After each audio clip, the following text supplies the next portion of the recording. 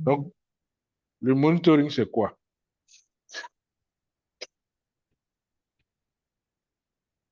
veut Si dire on que veut traduire en français,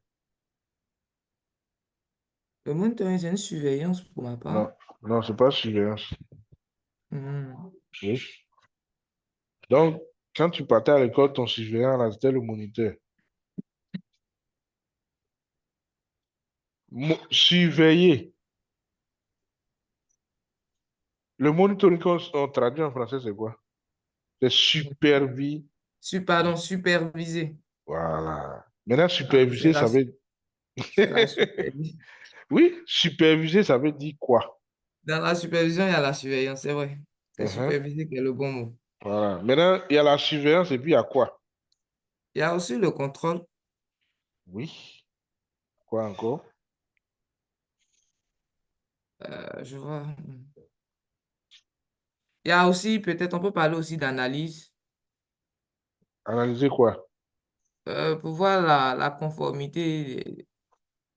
Est-ce que ce qu'on a dit, est-ce que c'est ce qu'on voit? Est-ce que ce qu'on a mis en place là, est-ce que c'est ce qui est. Non, conformité, là, il faut être un peu plus précis. Ça veut dire quoi? Conformité par rapport à quoi? Par Parce rapport que là... à, par exemple, on a parlé Mhm, de sauvegarde là. mhm, On a dit de sauvegarder, par exemple, mes machines virtuelles. mhm. Bon, si je n'ai pas réglé les alertes, si je vais dans le monitoring, je dois voir que vraiment la sauvegarde des machines virtuelles qu'elle est demandé de faire, c'est ce qui se fait. Je peux regarder dans l'outil de supervision si est-ce que les stratégies mises en place, tout ça sont vraiment appliquées. Est-ce que c'est ce que je reçois comme information dans le monitoring? C'est comme ça que je vois faux. OK. Donc, monitoring, c'est surveiller. Mhm. Donc, tu surveilles pour voir s'il y a des problèmes. C'est ça. Et quand il y a des problèmes, qu'est-ce que tu fais? Dans la supervision, il y a surveillance, il y a l'action aussi. Donc, Oui, l'action. quand il y a des incidents, il faut pouvoir y remédier. C'est ça. Et puis, dans la supervision, il y a quoi encore? Il y a la proactivité. Oui. Oui. Dans la supervision, la proactivité, c'est-à-dire que tu ne dois pas te contenter de t'asseoir et attendre que les incidents se produisent. Parce que l'un des buts aussi de la supervision, c'est de tout faire pour ne pas qu'il y ait des incidents. Donc, on surveille pour être proactif, on surveille pour anticiper et on surveille pour agir, je peux dire, à temps au cas où il y a des incidents qui nous surprennent. D'accord. C'est un peu ça, le rôle de la supervision. Et donc, pour le faire, on va avoir recours, sinon on va avoir besoin d'un certain nombre d'éléments qui vont nous aider à être proactifs. Par exemple, un 18 en train de mourir, le 18 donne des signaux. Tu es Oui, assis oui. au 10e étage là-bas, la salle servait au deuxième sous-sol. Mais à chaque fois, tu n'as pas couru, descendre, monter, courir, descendre, venir voir le visage 18 si vraiment il est en train de mourir. Bon, ça, c'est parce que c'est sur place. Mais imagine un instant, votre entreprise a son siège qui est au plateau. Et puis votre data center se trouve à Bassam, bien à Hmm. Yamoussoukro. Tu vas pas pouvoir aller réveiller le visage des serveurs chaque matin. Non, non. Voilà. Donc, c'est à travers le monitoring que tu pourras véritablement savoir ce qui se passe. Oui, Ça, c'est oui. un exemple que je donne. Donc, normalement, un 18, avant de passer au rouge, même quand il est au vert et que les problèmes commencent, il envoie des alertes. C'est ça. Donc, l'objectif de la supervision, c'est de pouvoir récupérer ces alertes-là, les Mhm. faire remonter, te signaler que, ah, il y a un 18 qui est à tel emplacement sur tel serveur, il commence à avoir des soucis. Mhm. Avant de passer à l'orange, et de l'orange avant de passer au rouge. Bon, Mhm. quand ça passe au rouge, là, tout le monde sait. Mais avant Ouais. d'arriver au rouge, il a eu le temps de signaler. Pardon.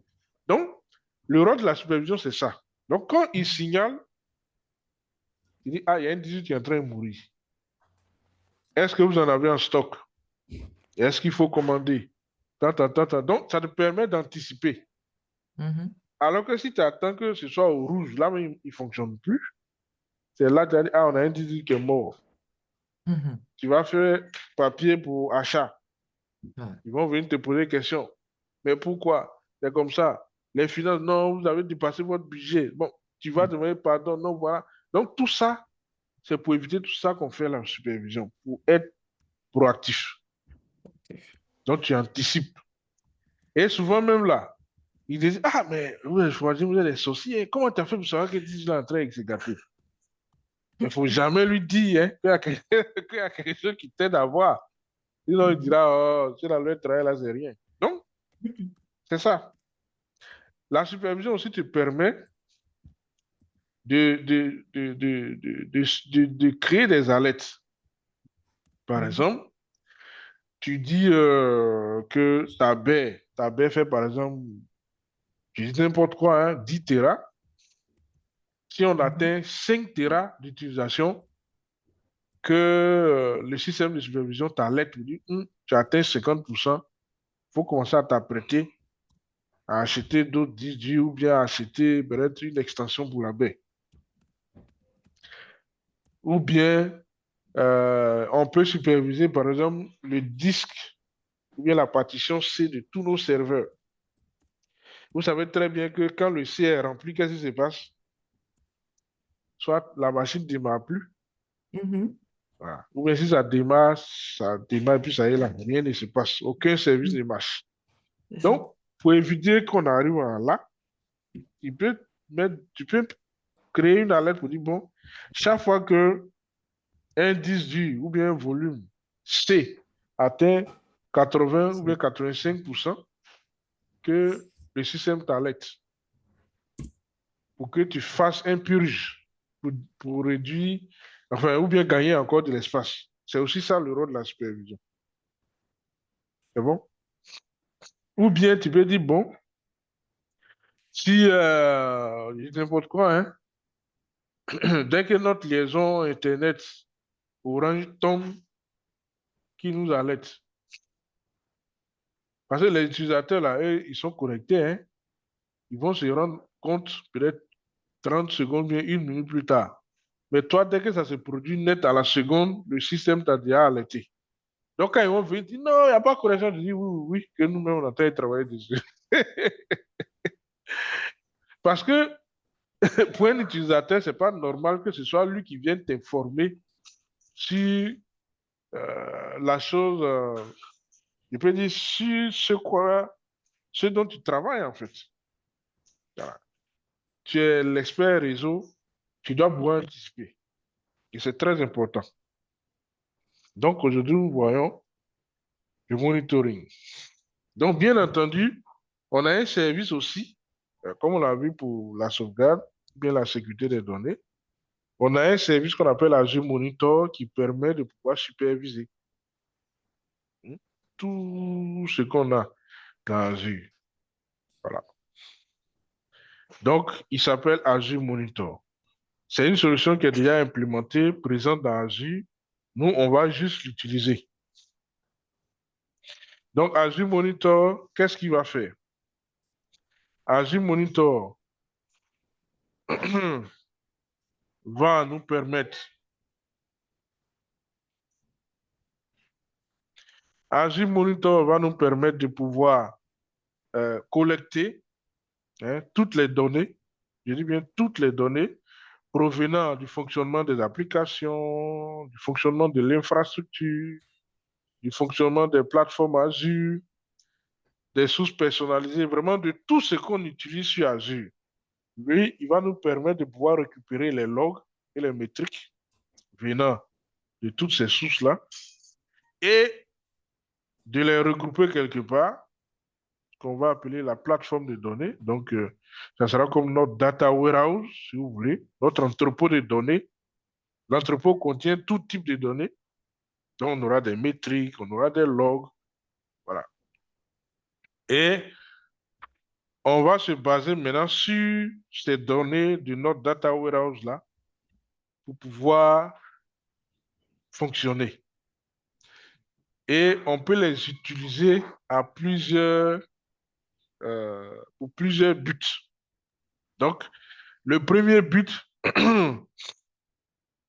on peut les utiliser pour servir des applications ou bien des machines virtuelles, du réseau. On peut les visualiser. Donc, on aura des outils, hein, pour pouvoir les visualiser, comme par exemple Power BI, que tout le monde connaît, ou bien tableau de bord et autres. Donc, on va se baser sur ces données-là pour créer, si vous voulez,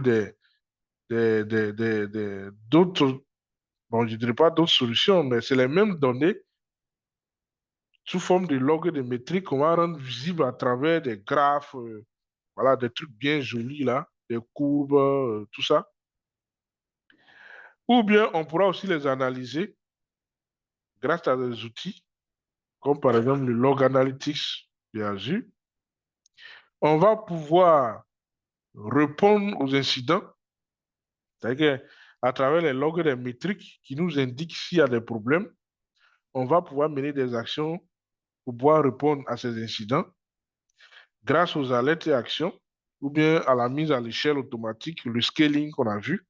Alors, si vous vous rappelez, lors du, on voyait le scaling, on a dit le scaling permettait de faire quoi? Permettait de soit dupliquer une instance en se basant sur une métrique. Et l'exemple qui avait été pris, c'était la métrique au niveau du processeur. C'est-à-dire que si le processeur atteint 70%, on duplique la VM. Voilà. Donc, on va se servir des logs et des métriques pour pouvoir mener ces genres d'actions aussi.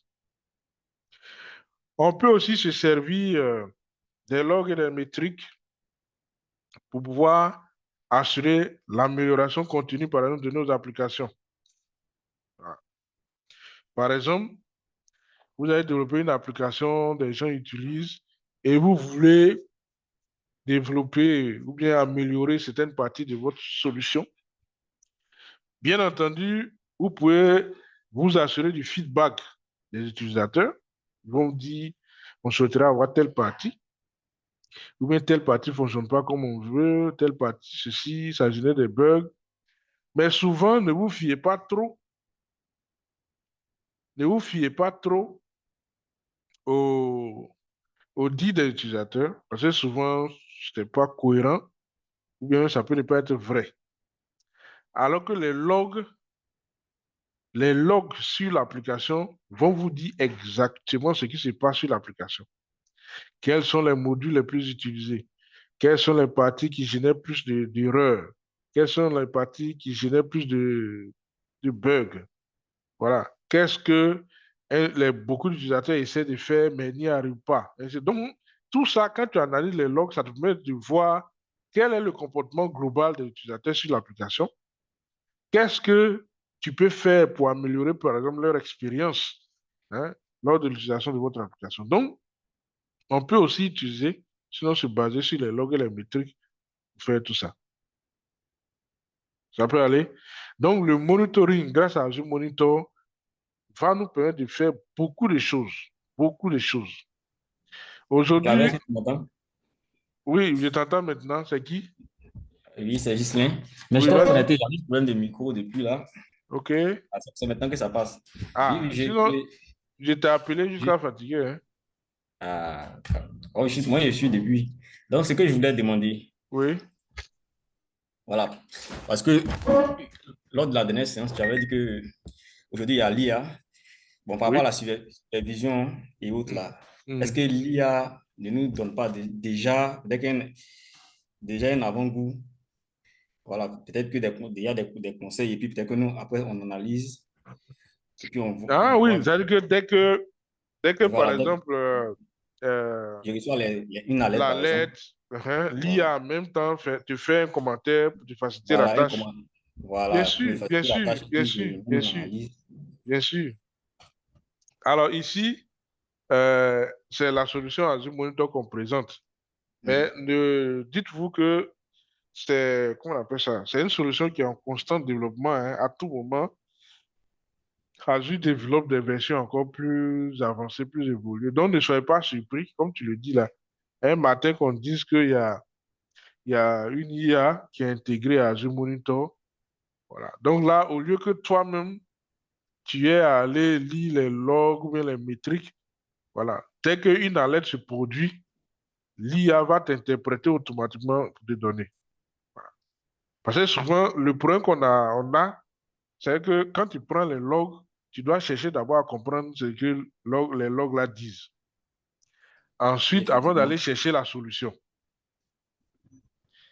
Or là, s'il y a quelqu'un qui interprète déjà les logs pour toi, qui te dit de manière plus claire, plus précise ce qui se passe et quelles peuvent être les solutions envisageables, voilà, ça te raccourcit vraiment le Ouais, chemin. exactement. Même si tu n'as pas, c'est pas la solution exacte, au moins c'est une piste. Ouais, c'est ça, dit là, ça te raccourcit vraiment le chemin. Ouais, c'est pas mauvais. Mais bon, Ok. est-ce que Azure va le faire maintenant? Ça lui donne nous. Mais ne soyez pas surpris, c'est possible. Voilà. On l'a déjà vu hein, dans le cadre, par exemple, de la gestion des ressources. On avait dit qu'il y avait Bicep. Oui, oui. Bicep qui est l'IA qui nous permet de pouvoir générer des scripts en JSON Oui, sans oui, pour autant même effectivement. connaître le langage JSON. Voilà. Donc aujourd'hui, bon, euh, je peux dire que l'IA est présente partout, hein, constamment dans Azure. Mais souvent, c'est de manière subtile, on ne vous dit pas. Voilà. Par exemple, quand vous créez, par exemple, le un réseau, et puis les subnets et autres, tout ça, il y a l'IA qui intervient, mais vous ne voyez pas. Par exemple, quand tu es en train de définir une plage de réseau, lui, il calcule automatiquement, il compare avec ce qui existe. Et il te dit, la plage que tu as choisie là ne concorde pas. Il faut que tu changes. Il met en rouge. Ou bien ainsi de suite. Donc, c'est une intelligence qui est active, en fait, hein, à travers Oui. beaucoup de choses sur Azure. Donc, soit vous n'allez pas voir directement il y a temps, non. Mais dans le comportement même de Azure, tu peux sentir que André a quelqu'un qui est là, qui surveille, qui te dit à chaque fois, cela n'est pas juste, il faut corriger, cela est comme ça, ainsi de suite. Ok. Donc, tout à l'heure, je disais que notre data warehouse sera fourni par des données venant de plusieurs sources. J'ai cité les sources. Et on a deux grands types de données. On aura les métriques et les logs. Alors, les métriques, ce sont des valeurs numériques hein, à un instant T qui nous donnent l'état hein, de santé ou bien de bon fonctionnement d'un service. Donc, si je prends, pour ceux qui ont l'habitude de travailler sur les serveurs d'application, je prends par exemple la mémoire, la RAM, et à un instant T, je vois que la RAM est à 90% de sa capacité. Automatiquement, ça veut dire quoi? Ça veut dire que euh, le serveur est en train d'être surchargé. Ou bien il y a une application qui est en train de consommer la mémoire. Et il y a un endroit où on peut aller voir le moniteur de ressources, voir exactement quelle est l'application, le service ou bien le job qui est en train de consommer la mémoire. Ça, c'est un exemple. Voilà. Donc, métrique, c'est valeur numérique. Les logs, c'est tout ce qu'on écrit, bon, pour ne pas dire charabia, mais tout ce qu'on écrit beaucoup.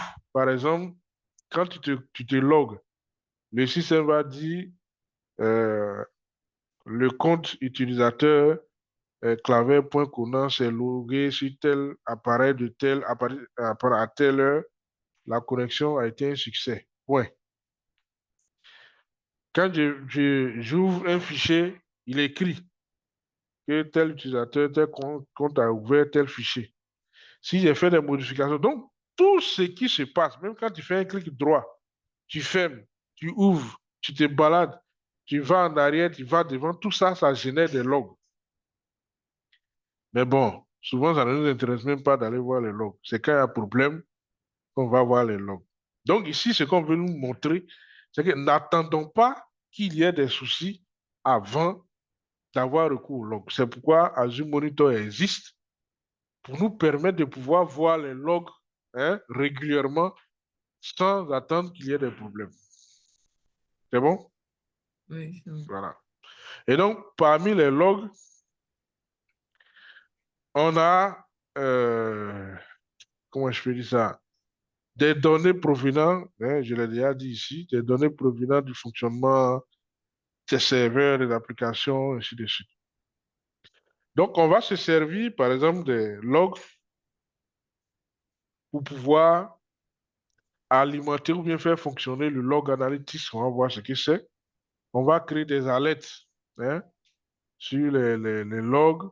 On va pouvoir faire fonctionner des services, comme je l'ai dit. On va pouvoir simplement récupérer des informations, ou bien visualiser des logs, ou bien les faire passer pour ceux qui font, par exemple, data analysis. On prend les logs et on peut les faire ressortir sous forme de données à travers un fichier Excel. Ça aussi, c'est possible. Alors, ici, sachez que dans les logs aussi, je ne sais pas si je vous l'ai dit, les logs ne sont pas figés. Les logs sont différents des métriques. Les métriques, là, comme je l'ai dit, sont des valeurs numériques. Donc, au fur et à mesure qu'un système va fonctionner, les métriques peuvent varier. Voilà.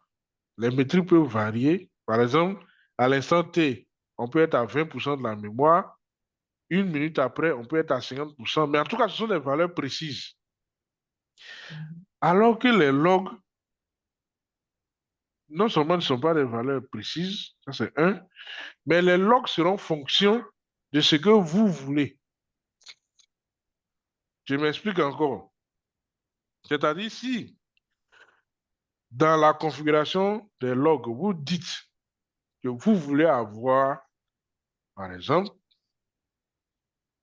vous voulez savoir si une ressource est connectée et que vous voulez vérifier la connectivité.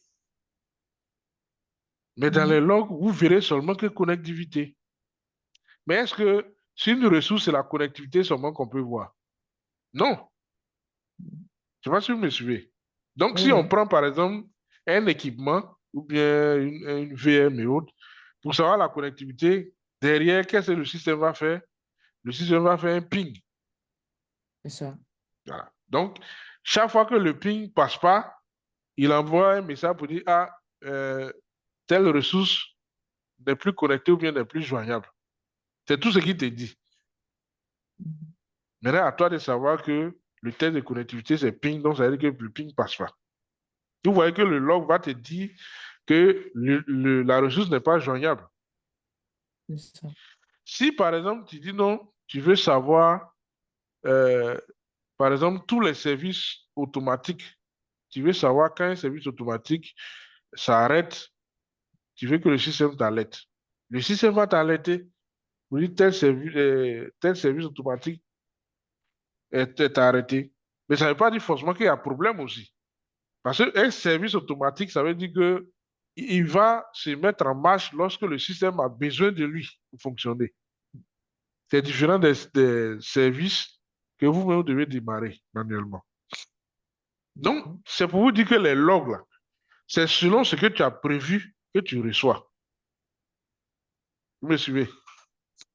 Par exemple, le schéma qui est à droite. Regardez ce qui est les rectangles en bleu. Si on prend, on considère que c'est la même machine de part et d'autre. Si dans les logs, j'ai dit, moi, je veux voir les journaux d'activité, c'est-à-dire que tout ce qui se passe sur la machine, c'est-à-dire que quelqu'un est connecté, s'est déconnecté, la machine est allumée, la machine est éteinte, tu vois un peu, les services qui sont arrêtés, machin. Donc, le journal d'activité va me dire tout ça de manière globale. Mais réel sur la machine qui est à gauche, en plus du journal d'activité, je vais demander par exemple les journaux de diagnostic. Donc là, maintenant, le système de supervision va faire quoi? Va analyser et il va pouvoir me sortir, ah, Ici, il y a problème, hein. Ici, il y a problème, ici, il y a problème. Je peux demander aussi, hein, les journaux d'activité des applications. Donc, ça veut dire que le système de supervision maintenant va analyser toutes les applications qui sont sur ma machine et il va me dire telle application fonctionne, telle application ne fonctionne pas, telle application est joignable, telle application n'est pas joignable, les services qui supportent, qui sont derrière telle application marchent, ou bien les services sont arrêtés, ainsi de suite. Donc, en fonction de ce que nous définissons, les logs que nous recevons aussi vont varier en fonction. Vous voyez qu'à droite, on aura seulement les journaux de diagnostic et puis les journaux d'activité. À gauche, on aura, en plus des journaux d'activité et des journaux de diagnostic, on aura les journaux d'activité des applications. Donc, vous voyez que d'une machine à une autre, en fonction de ce qu'on a demandé, les logs vont être différents. C'est ce que je voulais vous faire savoir, comprendre en fait. Mhm. Voilà. C'est D'accord. comme par exemple, je donne un exemple, voilà. Il y a un internat, et puis on dit au superviseur, bon, faut nous faire un retour à chaque fois qu'un élève va sauter la clôture. Donc ça, c'est un type de log Mhm. qu'on lui demande.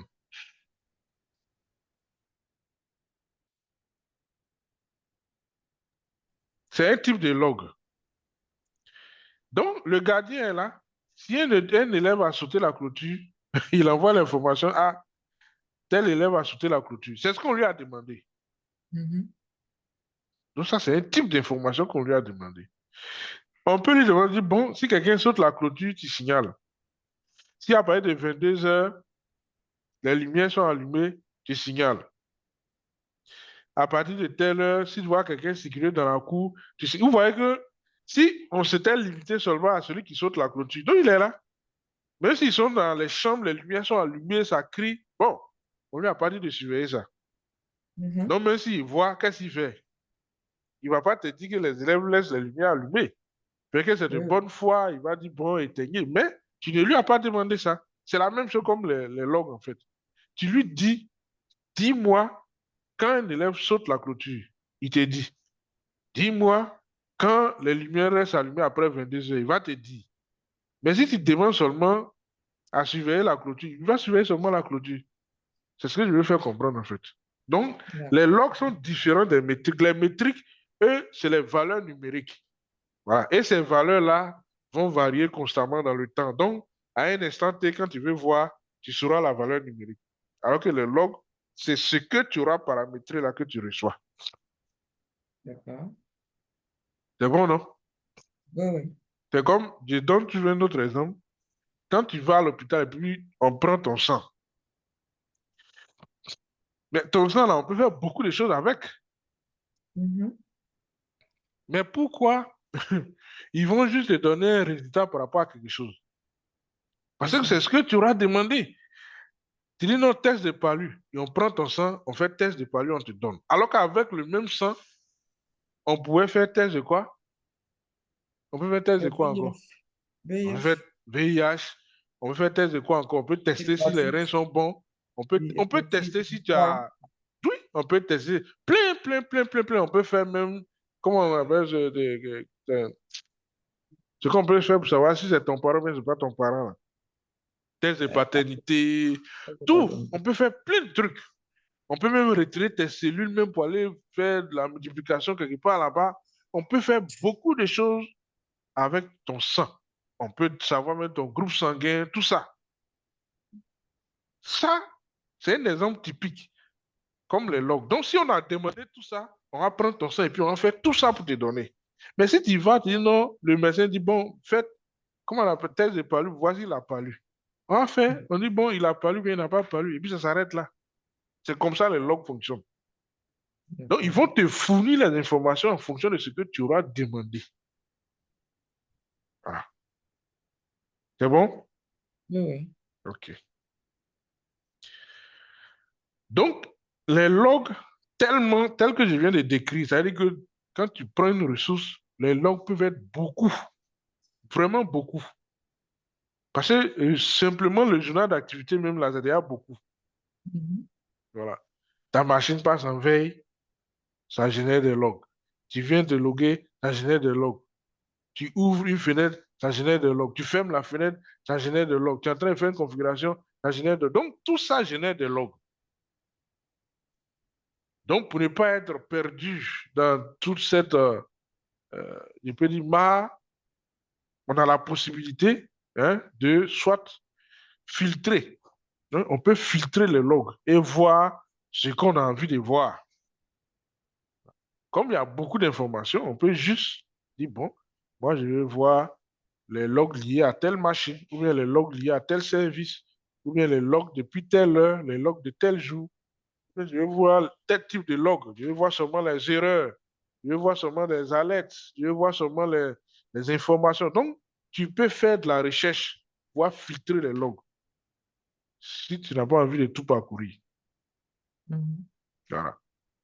Ça peut aller. Oui, oui. Voilà. Et puis, une fois que tu as fait ton filtre, tu peux exporter au format CSV. Donc, CSV, c'est-à-dire que ça peut sortir dans un fichier Excel ou bien dans un fichier TXT. Et puis, tu vas aller regarder.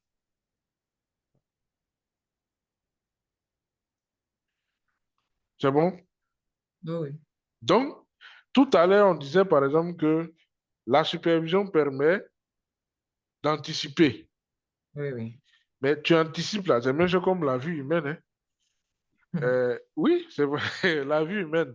C'est que on boit, on consomme de la boisson. Quand il dit boisson, c'est pas alcoolisé seulement. L'eau, les jus. Mhm. On consomme de la nourriture pour pouvoir être en bonne santé. Mhm. Mais n'empêche qu'on tombe malade. C'est ça. Donc, quand tu tombes malade, tu fais quoi? Donc, c'est vrai, tu prends des dispositions pour être proactif, pour anticiper. Mais cela n'empêche pas que ça arrive par moment. Oui. Donc, quand ça arrive, qu'est-ce qu'on fait? Voilà. Donc, Agir. voilà. Donc, pour améliorer la réponse aux incidents à, à travers les alertes. Donc, on peut créer des alertes qui vont surveiller tout ce qui est comme critique. Ok. Voilà. Par exemple, si tu estimes que ta connexion Internet est critique, tu vas créer une alerte pour superviser, pour surveiller. Et quand un problème survient, l'alerte va te signaler. Voilà. Tu peux, tu peux aussi choisir le mode hein, d'alerte. C'est-à-dire que quand l'alerte survient, soit il t'envoie un SMS, t'appelle sur ton téléphone, t'envoie un mail. Voilà, ça dépend de toi. Donc, quand l'alerte est déclenchée, voilà, tu peux aussi prévoir des actions automatiques à exécuter. Mhm. Parce que si il y a un problème, tu peux ne pas être là. Peut-être tu es en train de dormir, on ne sait jamais. Mhm. Donc, si il y a des actions déjà automatiques qui peuvent être exécutées pour atténuer déjà l'incident, ça aussi, c'est faisable. C'est bon? Oui, oui. Voilà. Donc, tout a pour scope les ressources qui sont sur Azure.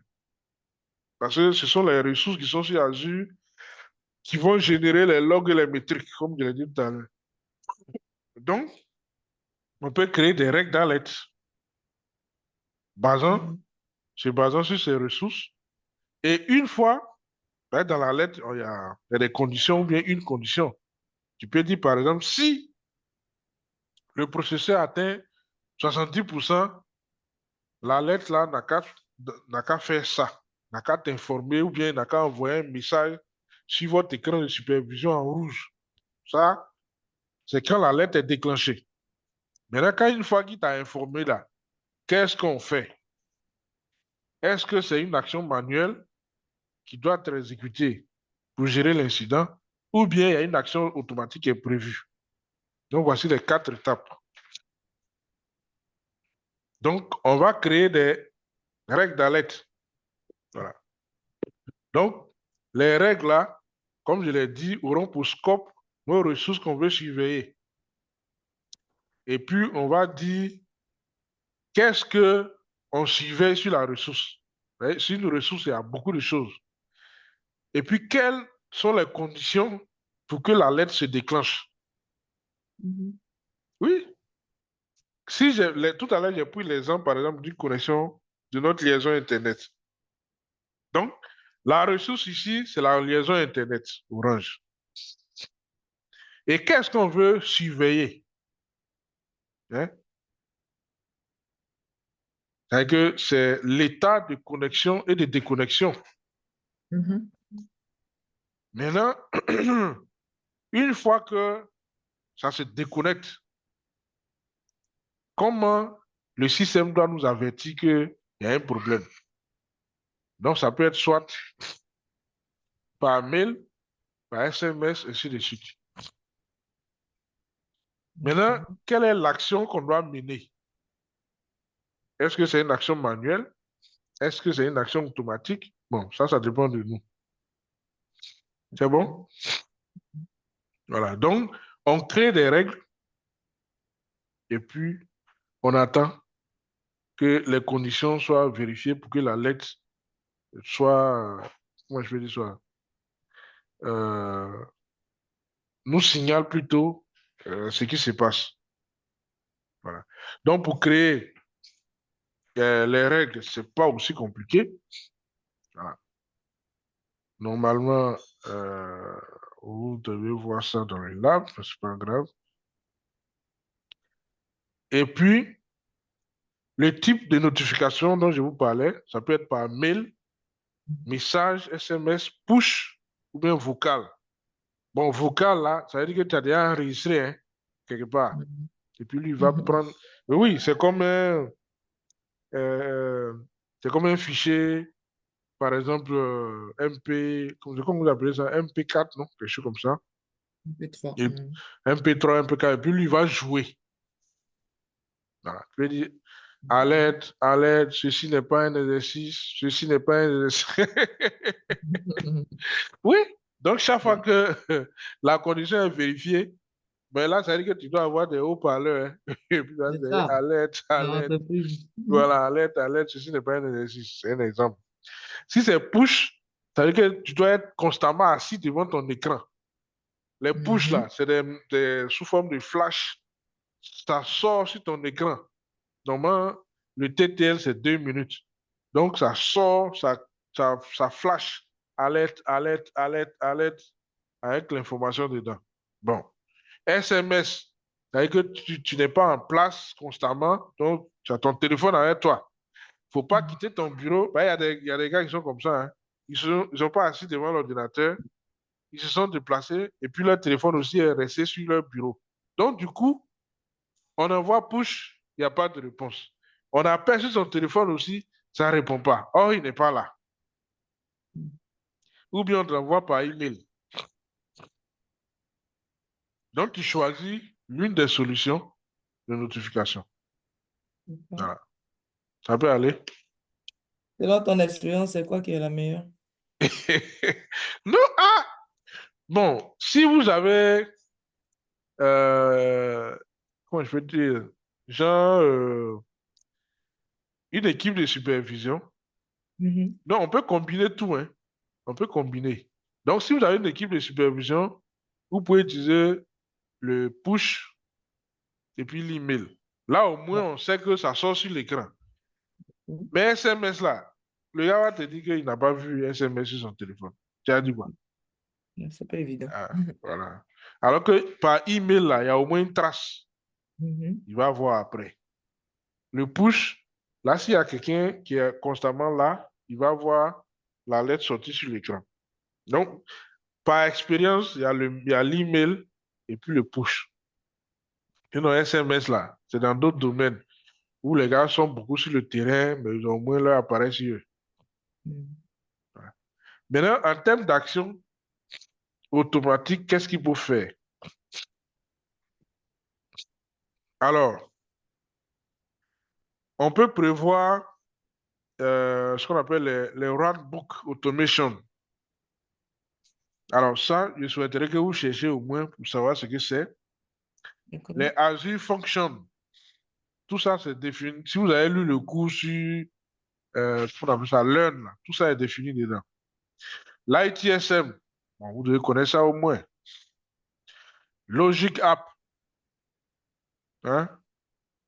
Security, les webbook, et puis les webhooks. Donc, tout ça, ce sont des actions automatisées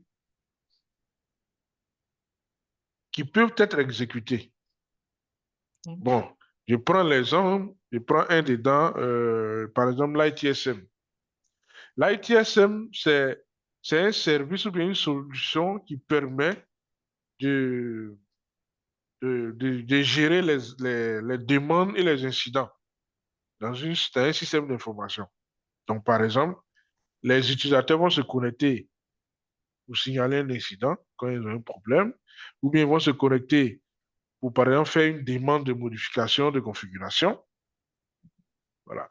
Donc, on peut relier, bon, ou bien connecter ce service ITSM-là à notre Azure Monitor. Et on va lui dire que lorsqu'on crée une alerte, on peut lui dire n'importe quoi, hein. On lui dit, par exemple, dès que la liaison Internet Orange tombe, automatiquement, il n'a qu'à envoyer les informations à l'outil ITSM pour créer un ticket. Donc, qu'est-ce qu'il va faire quand la liaison tombe? L'outil ITSM reçoit les informations. Donc, il crée un incident de priorité 1. Disons, liaison Internet Orange down. Priorité 1. On lui précise tout ça, hein. C'est destiné, par exemple, à la team réseau. Donc, c'est à la seconde, le ticket est créé. Comme l'équipe réseau n'est pas avec les superviseurs pour voir le push ou bien pour recevoir l'email, mais pendant que l'équipe de supervision reçoit l'email, en même temps, l'équipe réseau aussi a déjà reçu le ticket. C'est pourquoi on dit pour améliorer notre réactivité sur les incidents. Donc, c'est à la seconde. Alors que, imaginez-vous un instant, si l'équipe supervision doit recevoir le mail, et puis eux-mêmes, manuellement, ils vont aller créer le ticket. C'est que certains te disent là, ça fait au moins 5 minutes de perdu, hein. Ou même voir 10 minutes même de perdu. Bah, il va chercher à lire le mail d'abord, ou bien quand le mail va venir, il n'est pas là, il est allé aux toilettes, il va entrer et boire un thé ou un café.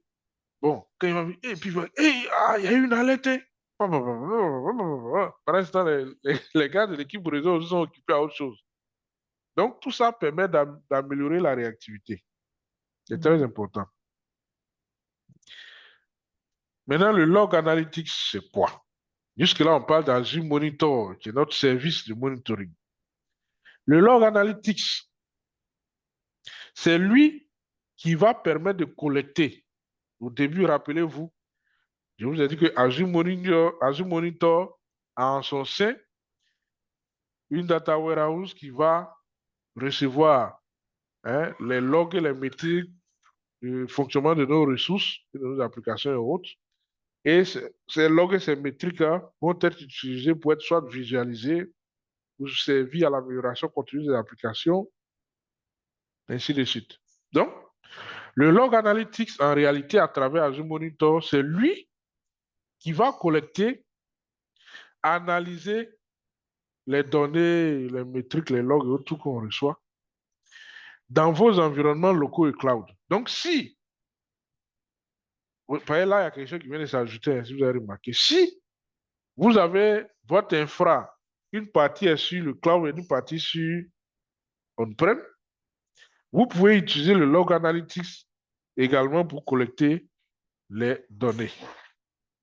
Ici, le log analytics ne se limite pas seulement au cloud, mais peut prendre en compte les logs et des métriques venant d'une infrastructure on-prem. C'est bon? Voilà. Donc, à travers le log analytics, on peut aussi faire des requêtes, comme tout à l'heure je l'ai dit, sur les logs, parce qu'il y a beaucoup de logs. Donc, on peut faire des requêtes pour voir seulement ce que nous on veut voir et analyser de manière interactive les résultats. Voilà. Donc, s'il n'y a pas de log analytics, tu vas juste créer, faire une recherche. Ce qui sort là, tu peux juste exporter en CSV et puis toi, tu aller analyser. Mais avec le log analytics, on dit bien log analytics, donc il analyse les logs. Lui, il va te permettre de faire l'analyse de manière interactive. C'est-à-dire que tu peux lui poser des questions et il va te répondre. Donc, M. Ghislain, voici un exemple d'intelligence artificielle à travers Azure Monitor. Ah, ok, il n'y a pas de souci. Voilà, donc de manière interactive, c'est-à-dire que tu lui demandes, un peu comme ChatGPT, tu lui demandes, il te répond. Tu peux reposer la question, il te répond, ainsi de suite, pour que tu puisses voir et comprendre exactement ce qui se passe. Voilà. Par exemple, évolution des mises à jour, système et résolution des incidents opérationnels. Voilà, c'est un exemple qu'on on a donné. Donc, le log analytics il peut te faire savoir ou bien peut te montrer que les, les mises à jour système là, on est à tel niveau, voilà ce qui reste, voilà ce qui a été effectué, ainsi de suite, ainsi de suite. Par exemple, la résolution des incidents opérationnels. Le log analytics peut te dire, par exemple, on a eu, par exemple, 80 incidents. Hier, sur les 80 incidents, il y a eu, par exemple, 30 qui ont été résolus. Il y a eu, par exemple, tant qui n'ont pas été résolus. Donc, il peut te dire tout ça. Oui, parce que quand un incident est résolu, on ne retrouve plus les mêmes logs. Je ne sais pas si vous me suivez. Oui, oui. Mais quand c'est pendant, les logs là vont revenir. Si c'est paramétré de recevoir les logs sur les 24 heures, donc tous les 24 heures, tu vas recevoir les mêmes logs. Mais si l'incident a été résolu, demain, les mêmes logs ne vont pas venir. Donc, il se base sur ces éléments-là pour te dire, tel incident a été signalé depuis 3 jours, ça n'a pas encore été résolu. Ah, si ton boss voit ça, c'est pas bon, hein. Oui, il va te sortir les pourcentages, tout ça. C'est bon? Oui, oui. Donc, pour pouvoir bien faire ta supervision avec Azure Monitor et bénéficier de tout ce qu'il y a comme avantage et je peux dire caractéristique du log analytics, Azure te conseille de créer ce qu'on appelle un espace de travail, ou bien en français, bon, en anglais plutôt, une workspace. Voilà. Donc, la workspace, c'est aussi une ressource Azure ou bien un service Azure dans lequel les données, écoutez très bien, hein, les données sont collectées, agrégées, analysées et présentées. Donc, quand on a commencé, on est à la 3e étape. On a commencé, on a dit que Azure Monitor permet de faire quoi? De visualiser les logs et les métriques. C'est ça, non? Ça. De faire de la Oui, supervision. Et par la suite, on a dit que grâce au log analytics, on va pouvoir collecter et puis faire quoi? Analyser les logs. Mhm. Donc, quand tu combines le log analytics dans une workspace, ça donne collecter, agréger, analyser et présenter. Donc, si tu veux, le couronnement, c'est d'avoir une workspace avec le log analytics. Sinon, si tu te limites au Azure Monitor standard, bon, il y a des choses que tu ne pourras pas faire. On a vu tout à l'heure qu'avec le log analytics, on peut faire quoi? On peut faire une interrogation de manière interactive sur les logs. C'est-à-dire que tu lui poses des questions, il te dit, voilà, il peut faire des précisions, voilà, tout clair. Et avec la workspace, on peut aller plus loin. Mais cette fois-ci, il va présenter. Alors, présenter ici, voyez un peu comme ce que Centrion fait. Voilà, avec des couleurs, des chiffres, tout ça, voilà, bien agrémenté. Voilà, c'est son travail, ça. C'est bon? Et puis, il faut faire attention parce que, je le répète aussi, la majorité des services Azure sont des services régionaux. Vous vous rappelez de ça? Donc, la Workspace aussi, c'est un service régional. C'est que c'est pas cross-région. Donc, ça veut dire que si tu as créé une workspace, c'est pour la région où tu as créé la workspace. Ça ne va pas au-delà. Donc, je rappelle encore, autant que cela est possible, en termes de bonnes pratiques, Azure nous conseille d'avoir toute notre infra dans une Région. même région. C'est ça, hein? Oui, oui, même Dans région. une même région. Parce que la workspace, c'est un service régional. Si vous vous rappelez, quand on voyait, euh, comment on appelle ça? Network Watcher, on a dit le Network Watcher aussi est un service régional. D'accord. Voilà. Donc, aujourd'hui, c'est le couronnement. Quand vous proposez une solution, et je le répète encore, vous, votre rôle en tant qu'expert Azure n'est pas toujours, bien ne sera pas toujours d'aller prendre la souris et le clavier pour taper ou cliquer, mais c'est de faire de l'expertise. C'est que vous devez faire montre, pour parler comme les universitaires, montre de votre savoir et de vos compétences à travers, hein, les propositions d'architecture et de solutions. Ben, tu peux proposer une architecture lorsque tu sais vraiment tout ce qui se passe dans Azure et comment ça fonctionne. Tu peux proposer une meilleure solution pour adresser un problème lorsque tu connais exactement en quoi consiste une solution ou bien chaque solution. Mhm. Voilà, c'est ça aussi votre rôle. Donc, si quelqu'un veut faire de la supervision avec Azure, il faut savoir que le couronnement de la supervision avec Azure, c'est d'avoir le log analytics dans un espace de travail ou bien dans une workspace. Et tu ajoutes, hein, les 4 mots-clés là: collecter, agréger, analyser et présenter. Je ne suis pas sûr qu'un DSI qui voit ça ne sera pas content. Oui, il sera content de savoir que, à travers la workspace, voilà, le log analytics va collecter, agréger, analyser de manière interactive et puis présenter le log. Voilà, ça simplifie la tâche à ce gars. Et c'est ce que tout boss veut. Bon, mais s'il y a des boss qui sont méchants, ils veulent voir leurs gars souffrir parce qu'ils les payent. Donc, on peut avoir plusieurs espaces de travail par abonnement. Voilà. Et vous pouvez avoir accès à plusieurs espaces de travail aussi. Donc, ça veut dire que dans la même région, si tu veux, tu peux avoir plusieurs espaces de travail, mais je ne vois pas pourquoi, pour ton seul infra, tu vas avoir 2, 3 workspaces. Voilà.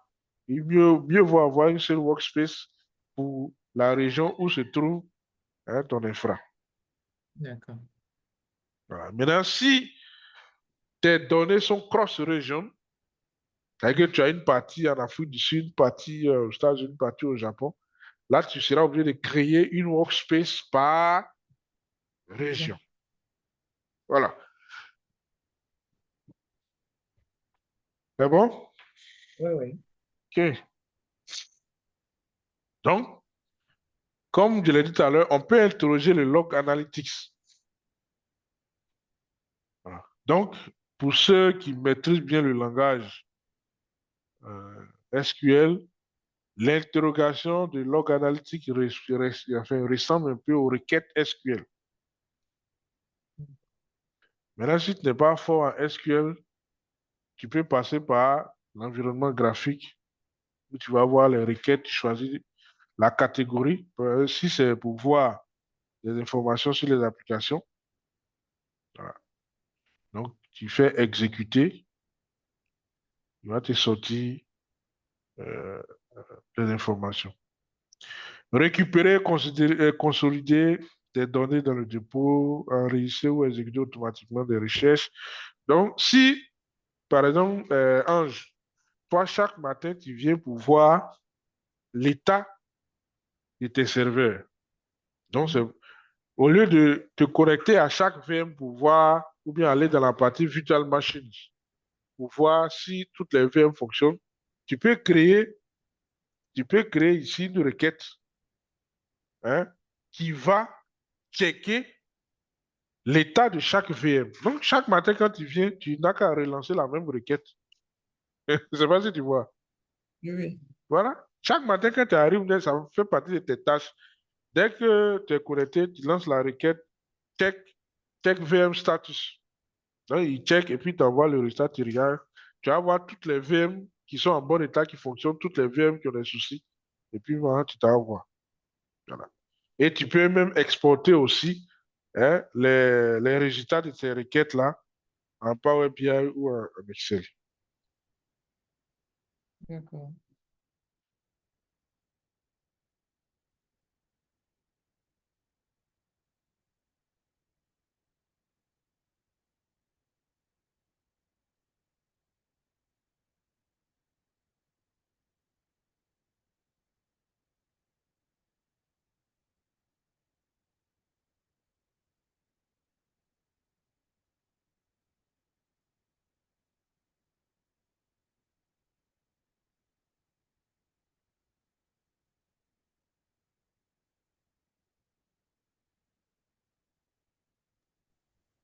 Est-ce que ça va? Mhm. OK. Donc, j'espère que... Voilà. Donc, la structure, par exemple, d'une requête, log analytics, c'est ça. C'est pourquoi je dis que ça ressemble un peu aux requêtes SQL. Je crois qu'il y a au moins une question comme ça à l'examen. Donc, regardez bien l'image qui est là avec la requête qui est en dessous. Et puis, on va interpréter. Hein? 30 secondes, c'est bon? Ou bien c'est trop? Mhm.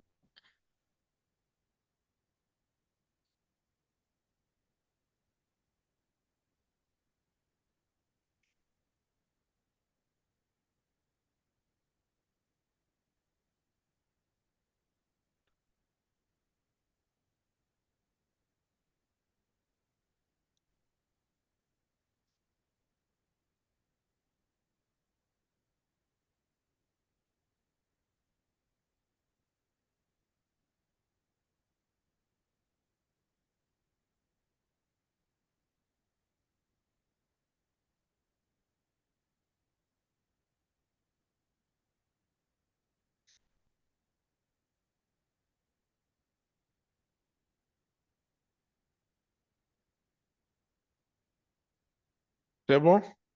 Donc, on va interpréter qu'est-ce que cette requête-là dit. Mhm. Enfin, sinon, c'est une combinaison de plusieurs requêtes.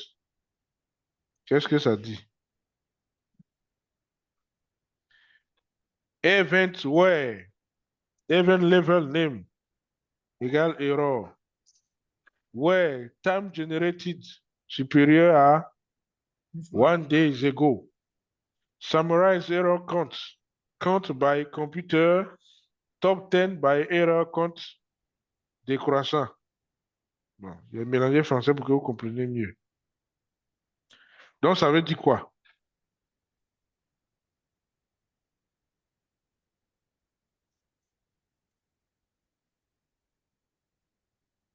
Mhm. Hmm?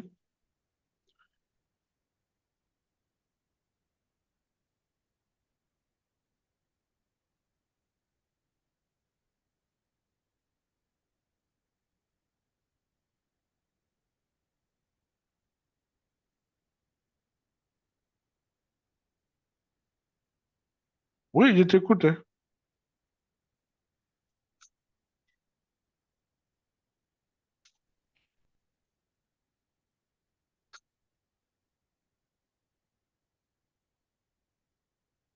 Ange, Oui. je t'écoute. La Regarde. première ligne d'abord. Event name. Ou bien c'est basé, c'est en anglais. Non, je comprends les mots anglais. C'est comment rendre Donc, ça. OK, event where event level name égale error. Ça veut dire quoi Mhm. déjà? Euh, le nom, le nom du niveau de l'événement, je crois. Lorsque Bon, là, tu as c'est fait une traduction latérale. Non c'est ça. littérale, je sais pas. Donc ici, ce sont les événements de type erreur, si tu veux. Donc Erreur. ici, on veut voir les événements qui sont des erreurs. OK. D'accord. Deuxième ligne. Time generated supérieur à one days ago. Mhm. C'est-à-dire que ce sont des erreurs qui ont été générées il y a de cela. Un jour. Quoi? One day. Supérieur à one days ago. Il y a de Ah, cela. au moins un jour. OK. Ou bien plus d'un jour. Mhm. OK. Donc, les erreurs qui ont été générées il y a de cela plus d'un jour. Ensuite, D'accord. summarize error count. Count by computer. Son- son- son- 10 jours.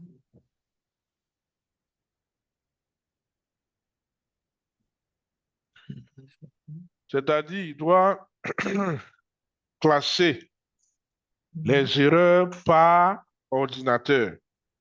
Ah, Parce que là, on d'accord. est dans log analytique. Je vous ai dit, il y a beaucoup d'informations. Donc, tu lui demandes de récupérer tout ce qui est comme événement erreur, qui sont vieux de plus d'un jour, ou bien qui ont été générés il y a de cela plus d'un jour, et de les Ordinateur. classer par ordinateur. Et puis on veut les 10 par ordre décroissant. Descendant. Voilà, décroissant ou descendant. Donc, ça veut dire qu'il va prendre les 10 plus vieux. Mhm. Donc, ça veut dire que si dans ça, il t'a fait sortir, par exemple, un message ou bien une erreur qui date de plus d'un mois, tu verras seulement les 10 plus vieux, ou bien plus vieilles Mhm. erreurs, si tu veux. C'est ce que ça veut dire. Mhm.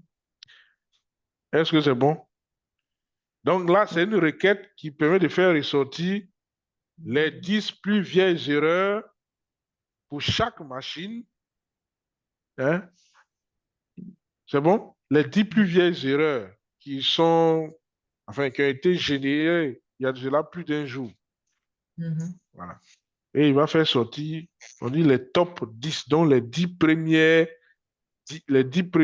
erreurs vieilles de plus d'un jour de chaque machine. Mhm. C'est ce que ça veut dire. D'accord. Donc, event, where event level name égale error, where time generated supérieur à one days ago, summarize error count by computer, top 10 by error décroissant. C'est bon? Mhm. Ouais. Donc, tu peux te servir de ça et puis modifier, hein. Et puis, D'accord. si par exemple on disait where time generated, et puis on change le signe inférieur à one days Mhm. ago. Donc, ça, ce sont les erreurs de moins d'un jour. C'est ça. Voilà.